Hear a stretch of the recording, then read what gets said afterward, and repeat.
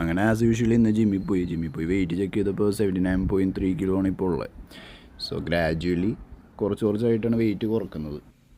And ഇന്നത്തെ workout അങ്ങനെ ചെയ്യുന്നതിൻ്റെ ഇടയിൽ ഒരു ടിപ്പ് ഷെയർ ചെയ്യണമെന്ന് തോന്നി. വേറെ ഒന്നുമല്ല, നമ്മുടെ ഈ വൃസ്റ്റിൻ്റെ പവർ കൂട്ടാൻ അല്ലെങ്കിൽ സ്ട്രെങ്ത്ത് ബിൽഡ് ചെയ്യാൻ വേണ്ടിയുള്ളൊരു ടിപ്പാണ്.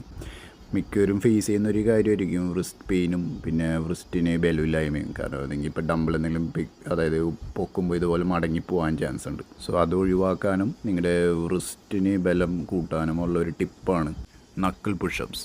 അതായത് നിങ്ങളുടെ മുമ്പിൽ ഒരു മതിലുണ്ടെങ്കിൽ ആ മതിലിൽ നമ്മുടെ ഫിസ്റ്റ് ഇങ്ങനെ നക്കിൾസ് വെച്ച് പുഷപ്പ് ചെയ്യുക.